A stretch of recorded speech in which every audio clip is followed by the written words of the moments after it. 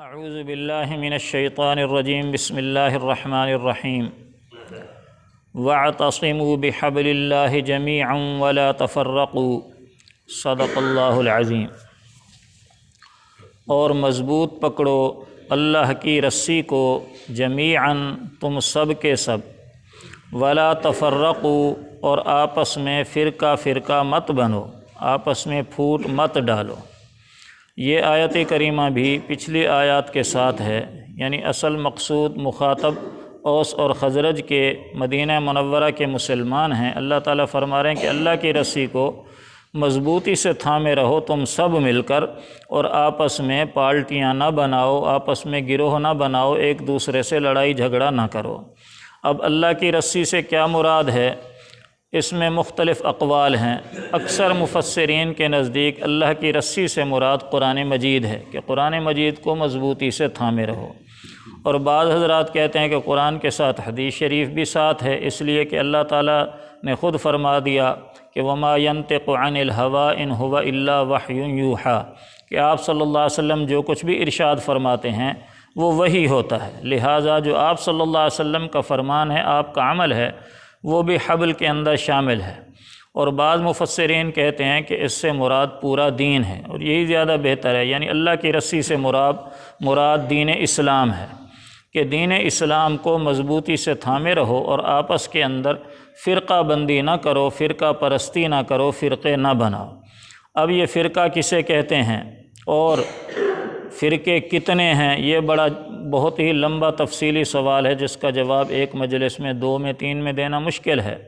مختصر یہ ہے کہ جو دین کی اصل ہے، یعنی قرآن مجید ہے، احادیث مبارکہ ہیں، اور ان پر عمل کر کے دکھانے والے حضرات صحابہ کرام ہیں، یہ ہے دین کی اصل۔ تو جو آدمی دین کی اصل کے ساتھ جڑا رہے وہ تو درست ہے، سیدھے راستے پر ہے، اور جو دین کی اصل کو چھوڑ دے وہ گویا اس نے اپنا نیا فرقہ بنا لیا۔ اس لیے کہ فرقہ عربی زبان کا لفظ ہے فارق یفرق، گرامر کے اندر کہتے ہیں فرقے کا معنی ہے جدا کرنے والا، الگ کرنے والا۔ تو فرقہ اس کو کہتے ہیں جو اپنی اصل سے ہٹ جائے، یعنی قرآن حدیث صحابہ کی زندگی سے جو ہٹ جائے وہ فرقہ ہے۔ اور اسے فرقہ نہیں کہتے کہ آپس کے اندر بعض دفعہ اختلاف ہو جاتا ہے رائے کا، سمجھنے کا، یعنی کہ ایک آدمی جو ہے وہ قرآن و حدیث سے ایک مطلب سمجھا ہے، دوسرا آدمی قرآن و حدیث سے دوسرا مطلب سمجھا ہے، تو اب آپ ان دونوں کو الگ الگ فرقہ نہیں کہہ سکتے، اس لیے کہ ان کی سوچ کا فرق ہے، فہم کا فرق ہے۔ جیسے ائمہ اربعہ ہیں، امام ابو حنیفہ رحمۃ اللہ علیہ، امام شافعی، امام احمد بن حنبل اور امام مالک رحمۃ اللہ علیہ، ان چاروں کے جو مسالک ہیں ان کو مسلک تو کہیں گے، ان کو فرقہ نہیں کہہ سکتے، اس لیے کہ ہر ایک کے پاس دلائل ہیں، ایک بات۔ دوسری بات یہ ہے کہ ائمہ اربعہ جو ہیں یہ پہلے آئے ہیں، محدثین بعد میں آئے ہیں، یعنی محدثین جو حدیث کی کتابیں ہیں یہ بعد میں لکھی گئی ہیں، ائمہ اربعہ تو ان سے پہلے گزر گئے ہیں، آپ صلی اللہ علیہ وسلم کے زمانے کے زیادہ قریب ائمہ اربعہ ہیں۔ مثلاً امام ابو حنیفہ رحمۃ اللہ علیہ، جن کے ہم مقلد ہیں، امام ابو حنیفہ رحمۃ اللہ علیہ سن 80 ہجری کے اندر پیدا ہوئے تھے اور 150 ہجری میں وفات پائی تھی، اور جو سب سے آخری صحابی فوت ہوئے ہیں وہ سن 102 ہجری میں فوت ہوئے ہیں، حضرت ابو طفیل عامر بن واصلہ جہنی رضی اللہ تعالیٰ عنہ آخری صحابی ہیں جو 102 ہجری میں فوت ہوئے۔ تو حضرت امام ابو حنیفہ رحمۃ اللہ علیہ کے زمانے میں 7-8 صحابہ کرام حیات تھے، زندہ تھے، اور امام صاحب کی 2-3 صحابہ کرام سے ملاقات کا تو کوئی بھی انکار نہیں کرتا، خاص طور پر حضرت انس بن مالک رضی اللہ تعالیٰ عنہ جو آپ صلی اللہ علیہ وسلم کے خادم خاص ہیں، چونکہ امام صاحب کوفہ کے رہنے والے تھے اور وہ بھی کوفہ میں رہتے تھے، تو اس لیے ان کی ملاقات میں تو کسی کو بھی اختلاف نہیں ہے، ان سے ملاقات ہوئی۔ اسی طرح حضرت عبداللہ بن ابی اوفیٰ رضی اللہ تعالیٰ عنہ، ان سے بھی امام صاحب کی ملاقات ثابت ہے، اسی طرح دوسرے 1-2 حضرات سے بھی ثابت ہو، تو امام صاحب تو تابعی ہیں۔ تو امام صاحب جنہوں نے صحابہ سے ملاقات کی ہے، دیکھا ہے صحابہ کو، ان سے ملے ہیں، تو ان کی بات زیادہ قابل اعتماد ہوگی، یا جو 200-300 سال بعد آئے محدثین ان کی بات زیادہ قابل اعتماد ہوگی، اس بات کو ذہن میں رکھنا چاہیے۔ اسی طرح امام مالک رحمۃ اللہ علیہ سن 93 ہجری میں پیدا ہوئے ہیں اور 179 ہجری میں وفات پائی ہے۔ امام شافعی رحمۃ اللہ علیہ سن 150 ہجری میں پیدا ہوئے اور 204 ہجری میں وفات پائی۔ امام احمد بن حنبل رحمۃ اللہ علیہ 164 ہجری میں پیدا ہوئے اور 241 ہجری میں وفات پائی۔ تو یہ ائمہ اربعہ ہیں۔ اور جو محدثین ہیں، سب سے پہلے محدث جو ہیں امام بخاری ہیں، جن کی کتاب سب سے زیادہ پائے کی مانی جاتی ہے۔ ان کا نام محمد تھا، محمد بن اسماعیل بخاری، امام بخاری کے نام سے مشہور ہیں، اور ان کی کتاب بخاری شریف کے نام سے مشہور ہے۔ تو ان کی پیدائش سن 194 ہجری کی ہے۔ تو وہ تو امام ابو حنیفہ رحمۃ اللہ علیہ کی وفات سے بھی کئی سال بعد پیدا ہوئے، 194 ہجری میں پیدا ہوئے ہیں، 256 ہجری میں ان کی وفات ہے۔ تو ائمہ اربعہ کا زمانہ ان محدثین سے پہلے ہے، لہٰذا ان کی بات زیادہ قابل اعتماد ہے، بشرطے کہ صحیح سند کے ساتھ ثابت ہو۔ ایسا نہ ہو کہ بات کسی کی ہے اور منسوب کر دیجیے امام حنیفہ نے یوں فرمایا، یہ بات نہیں۔ اگر بات صحیح سند سے ثابت ہے تو ان کی بات زیادہ قابل اعتماد ہے، ان میں سے کسی ایک کو آپ غلط نہیں کہہ سکتے۔ اور جو عام طور پر اعتراض کرتے ہیں پڑھے لکھے لوگ کہ جی یہ کیسے ہو سکتا ہے کہ دونوں آدمی حق پر ہوں، ایک آدمی کہہ رہا ہے امام کے پیچھے فاتحہ پڑھو، یہ بھی حق پر ہے، اور دوسرا کہہ رہا ہے امام کے پیچھے فاتحہ نہ پڑھو، یہ بھی حق پر ہے۔ حق تو ایک ہوتا ہے، یا تو وہ ٹھیک ہوگا یا دوسرا ٹھیک ہوگا، یا سورۃ فاتحہ کا حکم دینے والا ٹھیک ہوگا یا روکنے والا ٹھیک ہوگا، دونوں کیسے ٹھیک ہو سکتے ہیں؟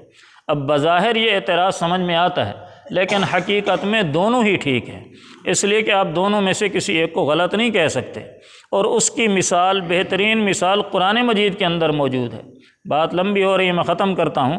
قرآن مجید کے اندر سورۃ الانبیاء 17ویں سپارے کے اندر ایک واقعہ مذکور ہے، مختصر سا واقعہ ہے، حضرت داؤد علیہ السلام اور حضرت سلیمان علیہ السلام کے زمانے کا، کہ ایک آدمی تھا، اس کی بکریاں تھیں، چرواہا تھا۔ تو ایک رات اس کی بکریاں کھل گئیں اور وہ کسی کے کھیت میں جا پڑیں اور کھیت سارا چر گئیں، پورا کھیت کا انہوں نے نقصان کر دیا۔ صبح کے وقت کھیت والے نے دیکھا بھئی کس کی بکریاں ہیں، تو اس کے پاس چلا گیا، بھئی آپ کی بکریوں نے میرا سارا کھیت چر لیا، میرا تو نقصان ہو گیا، میرا نقصان بھرو۔ تو وہ منت سماجت کرنے لگ گیا، بھئی بکریاں تھیں کھل گئیں، اب میں کیا کر سکتا ہوں۔ خیر یہ دونوں حضرات حضرت داؤد علیہ السلام کے پاس گئے کہ جی ایسے ایسے کھیت والے نے کہا اس کی بکریاں آئیں اور میرے کھیت کا نقصان کر گئی ہیں، آپ فیصلہ کریں بھئی اس پر کتنا جرمانہ ہو، کیا ہو۔ تو حضرت داؤد علیہ السلام نے دونوں کو بٹھایا، پوچھا ہاں بھئی تمہاری بکریوں کی لاگت قیمت کتنی ہے؟ مثلاً اس نے کہا بھئی 1,00,000 کی بکریاں ہیں۔ کھیت والے سے پوچھا تمہارا کتنا نقصان ہوا ہے کھیت کا، کتنا گھاس تھا یا فصل تھی؟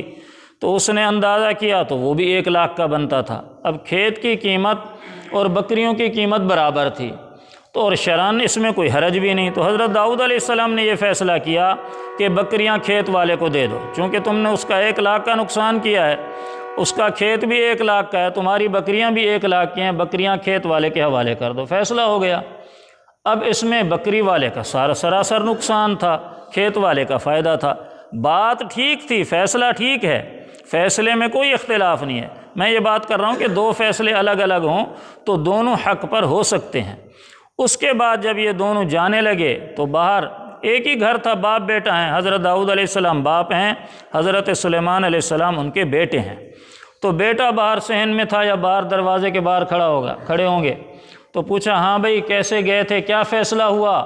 ان دونوں نے بتا دیا کہ جی ایسے ایسے فیصلہ ہوا ہے، بکریاں میرے حوالے کر دی ہیں، آپ کے والد صاحب نے یہ فیصلہ کیا۔ حضرت سلیمان علیہ السلام ان دونوں کو بلایا، لے گئے اندر والد صاحب کے پاس کہ جی ابا جی میرے ذہن میں بھی ایک بات ہے، اگر آپ اس پہ غور کر لیں تو ہو سکتا ہے بکری والے کا اتنا نقصان نہ ہو۔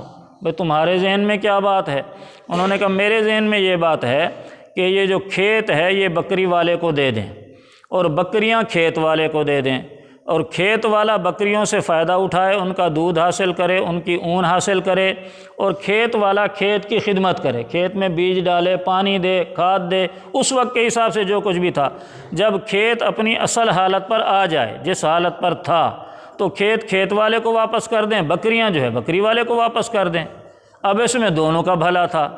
تو اللہ تعالیٰ ارشاد فرماتے ہیں قرآن پاک کے اندر فَفَهَّمْنَاهَا سُلَيْمَانَ، اور ہم نے سلیمان علیہ السلام کو یہ ترکیب سمجھائی تھی۔ وَكُلًّا آتَيْنَا حُكْمًا وَعِلْمًا، اور دونوں کو ہی ہم نے علم اور حکمت عطا فرمایا تھا۔ تو اب آپ ان میں سے کسی ایک کو غلط کہہ سکتے ہیں کہ داؤد علیہ السلام نے غلط فیصلہ کیا یا سلیمان علیہ السلام نے؟ دونوں کا فیصلہ بظاہر ٹکرا رہا ہے، لیکن دونوں ہی حق پر ہیں، دونوں ہی سچے ہیں۔